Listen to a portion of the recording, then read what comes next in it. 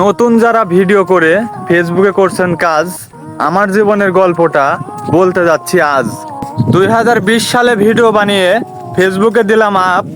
ভিডিওর কোয়ালিটি এবং এডিটিং দেখে সবাই চাইলো মাপ। ভাইরে নানান রকম টোলের শিকার, ভালো হলো না যাত্রা। ভিডিও দেখে এলাকার লোক সবাই বললো আমাকে ফাতরা।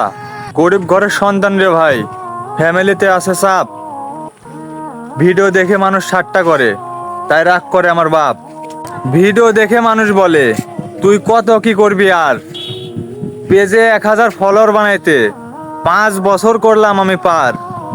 সময় যাচ্ছে, ফ্যামিলির চাপ বাড়ছে, বেকার ছেলে আমি চালিয়ে যাচ্ছি চেষ্টা। আমার মাথায় ঘুরে আমায় যে দেখতে হবে শেষটা। কষ্ট কখনো নষ্ট হয় না, পরিশ্রম দেয় না ফাঁকি। ভিডিও একটা ভাইরাল হলে ভিজতো আমার আখি।